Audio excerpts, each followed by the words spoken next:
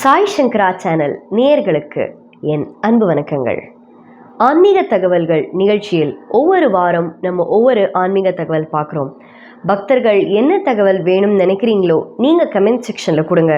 கண்டிப்பாக அந்த தகவலை எடுத்து நான் உங்களுக்கு ஒரு எபிசோட் வழியாக தரேன்.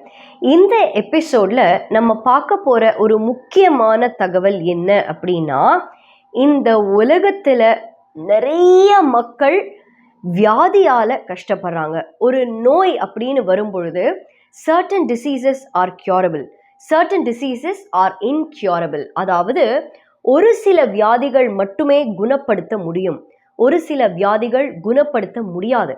குணப்படுத்துறதுக்குள்ள அவங்க இறந்து போயிடுவாங்க. அவங்க வியாதியால் அவ்வளவு கஷ்டப்படுவாங்க. இந்த வியாதியிலிருந்து நம்ம விடுபடணும் அப்படின்னா நம்ம எந்த தெய்வத்தை வணங்க வேண்டும், அந்த தெய்வத்துக்கான ஒரு அற்புதமான ஒரு மந்திரம் இருக்கு. அந்த ஸ்லோகத்தையும் இந்த எபிசோட்ல நான் உங்களுக்கு சொல்றேன். அதனால இந்த எபிசோட்ல நம்ம பார்க்க போற முக்கியமான விஷயம் எதற்காக அப்படின்னா, நோயிலிருந்து நம்ம எப்படி விடுபட்டு ஒரு சுகமான அற்புதமான வாழ்க்கை வாழணும் அப்படிங்கிறது தான் நம்ம இந்த எபிசோட்ல பார்ப்போம்.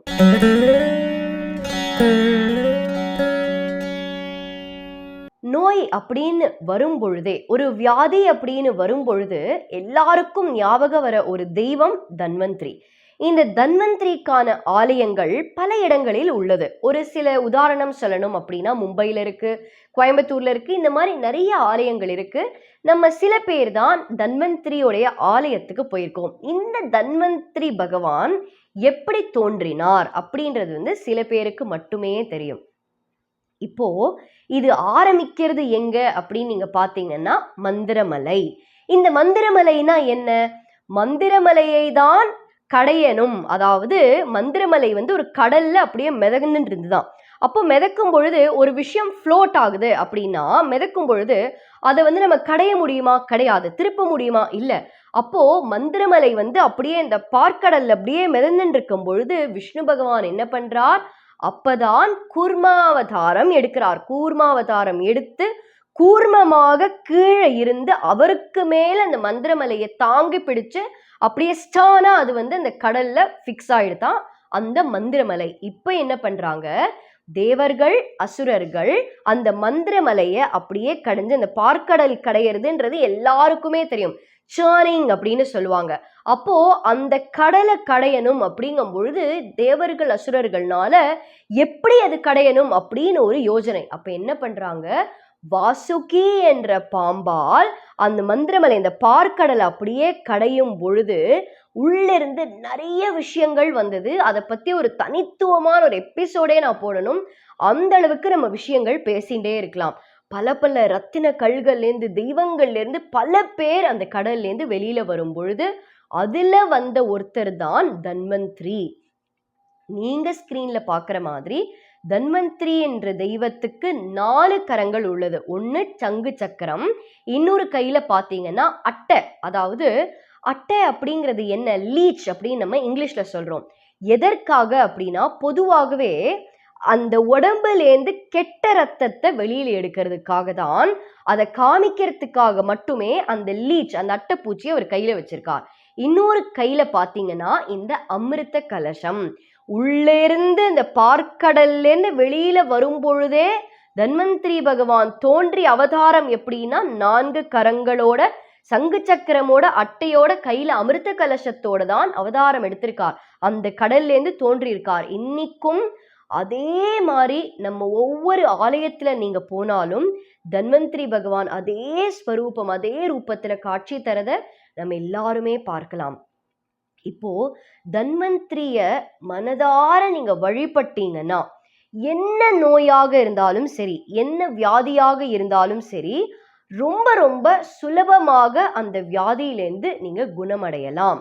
இது சத்தியம். இது நிறைய பேருக்கு நடந்த ஒரு விஷயம். இப்போ இந்த அமிர்த கலசம் அப்படின்றத பத்தி நம்ம நிறைய விஷயங்கள் பேசுறதுக்கு இருக்கு. ஏன்னா அந்த அமிர்த கலசம் கையில வச்சிருக்காருல்ல, அது அந்த அமிர்த கலசத்துக்கு அவ்வளோ ஒரு டிமாண்ட் இருந்துதான். அமிர்த கலசத்தை நோக்கி எல்லாரும் ஓடுறாங்க, அசுரர்கள் தேவர்கள் எல்லாரும். ஏன்னா அமிர்த கலசம் வேணும் அப்படின்றதுக்காக. அப்போ என்ன பண்றார்?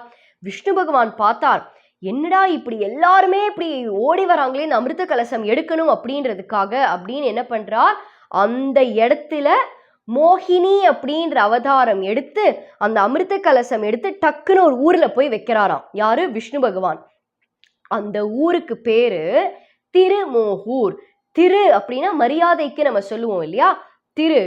மோகினி அவதாரம் எடுத்ததுனால அந்த ஊர்ல வச்சதுனால திருமோகூர் அப்படின்னு அந்த இடத்துக்கு பேர். அந்த இடத்துல கலசத்தை வைக்கிறார். அந்த அமிர்த கலசம் அப்படின்றதுக்கு அவ்வளவு முக்கியத்துவம், அவ்வளவு மகத்துவம் இருக்கு. அந்த அமிர்த கலசத்தை தான் தன்வந்திரி பகவான் அவர் கையில வச்சிருக்கார். அப்போ என்ன, நம்மளுடைய வாழ்க்கையில தன்வந்திரி பகவானை மனதார வழிபட்டால் இந்த அட்டைப்பூச்சியால நம்மளுடைய உடம்புலேருந்து, அதாவது உங்க உடம்புக்கு அட்டை வரும் அப்படின்னு நீங்க நினைக்க வேண்டாம். கடவுள் பண்ற எல்லாமே சூக்ஷ்ம ரூபத்துல மட்டுமே நடக்கும்.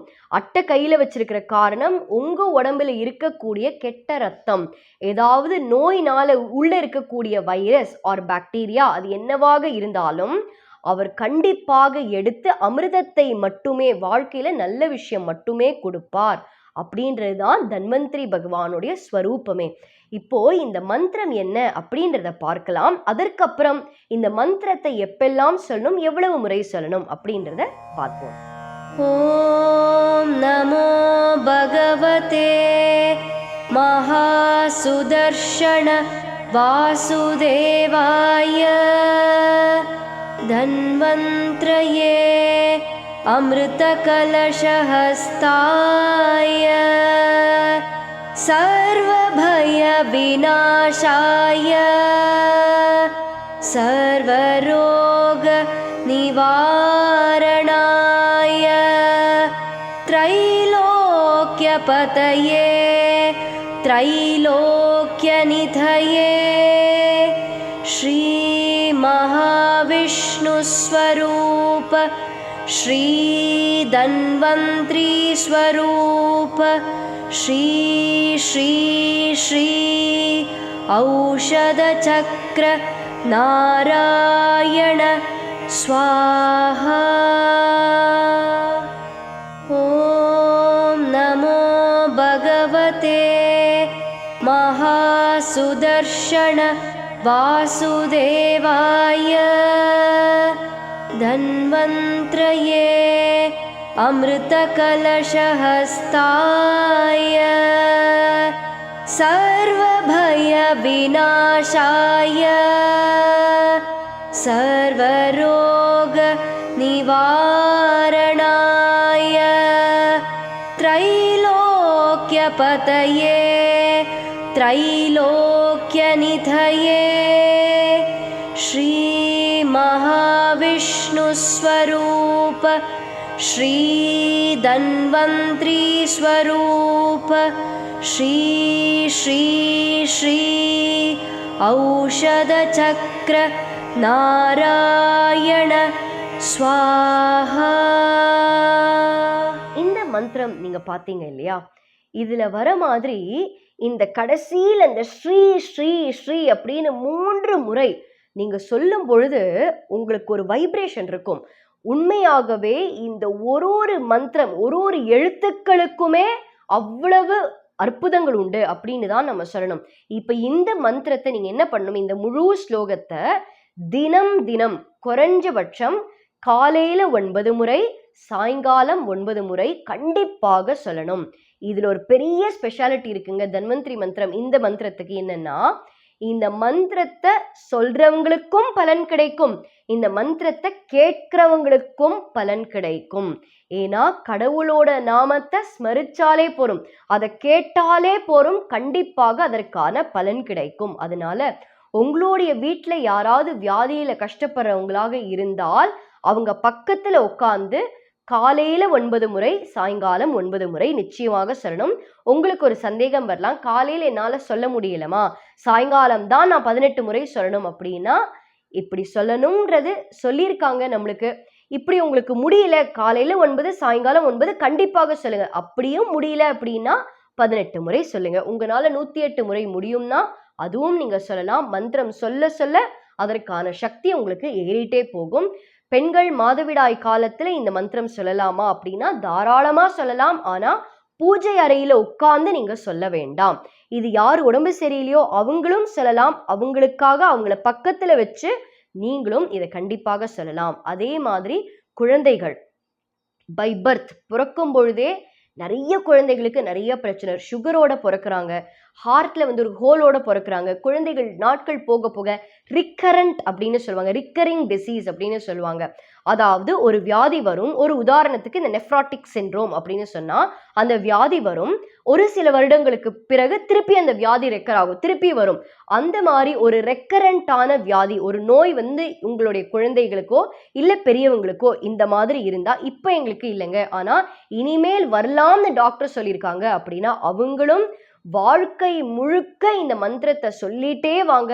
இந்த ஸ்லோகம் சொல்ல சொல்ல கண்டிப்பாக அந்த டிசீஸ் ரிக்கர் ஆகாது, அந்த வியாதி மறுபடியும் உங்களுக்கு நிச்சயமா வராது. அது தன்வந்திரி பகவான் பண்ற ஒரு அற்புதமான லீலை நம்மளுடைய வாழ்க்கையில. அதனால இந்த ஸ்லோகத்தை மறக்காம 9 முறையோ 18 முறையோ 108 முறையோ உங்களுடைய சௌரியத்துக்கு ஏற்ப சொல்லலாம். குறைஞ்சபட்சம் மினிமம் ஆஃப் 9 டைம்ஸ். இந்த ஸ்லோகத்துல உங்களுக்கு வேற ஏதாவது சந்தேகங்கள் இருந்தா நீங்க கமெண்ட் செக்ஷன்ல போஸ்ட் பண்ணலாம். அதற்கான பதிலை நான் உங்களுக்கு கமெண்ட் செக்ஷன்ல கொடுக்குறேன். இதே மாதிரி மற்றொரு அற்புதமான ஆன்மீக தகவலோடு அடுத்த எபிசோடில் நான் உங்களை சந்திக்கிறேன். நன்றி, வணக்கம்.